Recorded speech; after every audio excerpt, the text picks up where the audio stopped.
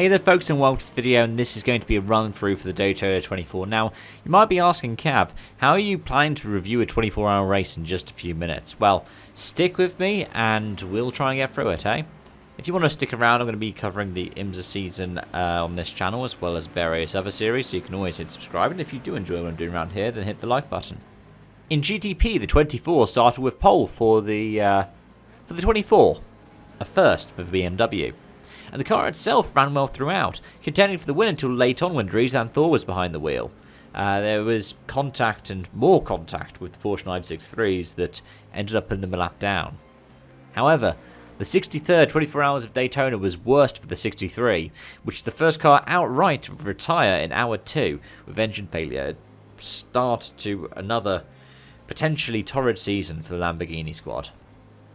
The 40 was doing absolute bits early on, with new recruit Kamui Kobayashi doing well until handing it over to Louis Delatraz, who stuck it in the wall and out the race at around 1/3 distance. There were also a couple of other cars that suffered from reliability issues, namely the Proton 963 and the 93 Acura alongside, whilst the 31 Cadillac had a monster shunt that I still actually haven't seen a full explanation for. It looked really scary at the time. At the back of the lead pack was the 25, 4 laps down. Then 1 lap down each of the JDC Miller 963, as well as the 10 Cadillac and the 24 BMW. Which meant that it was the Meyershank 60 and the 2 Penske 963s to battle it out. As in, well, the winners of the Daytona 24 since its GTP return. Whilst the 6 led a long time, the 7 snuck through in the final couple of hours, and the 60 got through in the final 5 minutes to deny Porsche their first 1-2 at Daytona in nearly 40 years. Though it is still an overall win number 20 for the German marque. But it is massive for Nick Tandy, the Porsche lifer becoming the first to take a Grand Slam of 24-hour Enduros. Daytona comes with Le Mans, the Nürburgring, and Spa-Francorchamps. Truly amazing.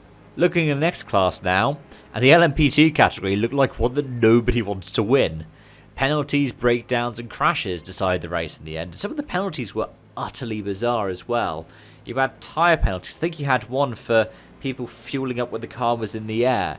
It was things that almost seemed rookie mistakes by different crews, in terms of the drivers, in terms of the teams, in terms of the pit crew. But yeah, it was, in the end, the most heartbreaking one, the 88. The AF Corsa entry with Mathieu Vauxvier behind the wheel broke down with only a couple of hours to go. The engine let go, and with it, Vauxvier broke down getting out of the car. You really felt for him. I mean, you felt for anybody who ended up losing the race. It was penalties everywhere as well. A penalty for AO, one for United, or for Mathiasen. And in the end, it was the Tower Motorsports 8 that came through for a memorable win. Another win for the likes of Bourdais, a first for the people like Job van Uitert, and a first for Tower Motorsports as well. But one of the ones that did stand out was not second place's United 22, who had, near the end of the race, gone a drive-through penalty, but the Riley 74, with the likes of Felipe Massa behind the wheel, who was making his Daytona debut, ended up picking up 3rd in class. Now on to GTD Pro, and oh boy was this a story. The 48 BMW is arguably the headline grabber here. Lightning at the start, caught up in the 40s mess with the win and all but eliminated, then getting a penalty to try and help it stablemate the 1 in the late stages by holding up the lead Corvettes. And the 1 had a messy race too. It tangled with the number 3 Corvette multiple times, but it was paid back in the end with the 4 driving through it in the late phases of the race. The 4 got a penalty for avenging his teammate, but the 1 finished 4th in the end. The battle ended up denying Corvette a win.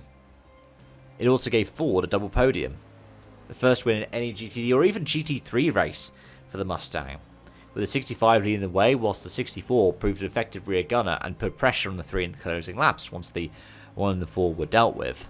It was a great battle to watch throughout, and there are other great stories there as well. I remember one interview with the 91, and in particular Justin Marks, one of the heads of Trackhouse, alongside Pitbull, who was being interviewed whilst he was barbecuing he told a story about the first time he was at Daytona for the 24, and when he was driving around, he could smell barbecue. And he was like, oh yeah, people do barbecues in the field. So he said, now I'm a team owner, I wanted to do it.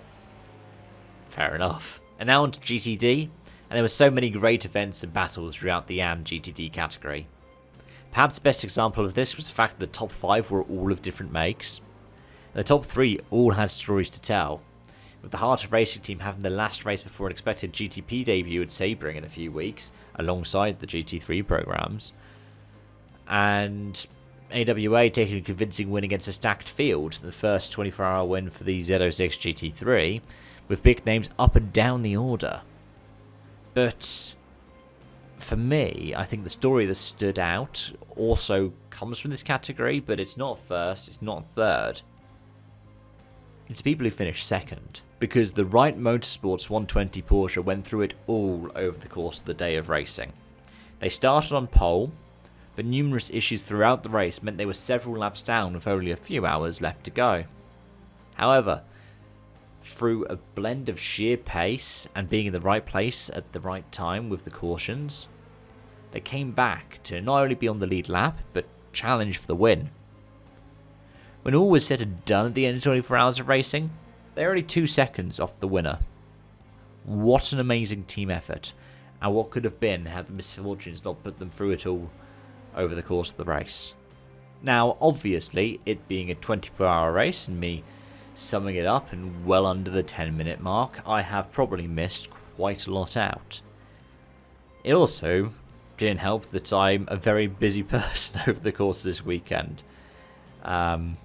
Celebrating big family events, for example, doing airport runs. It was a busy time, but I managed to watch, I think, probably about at least 6 hours of it, at least passively.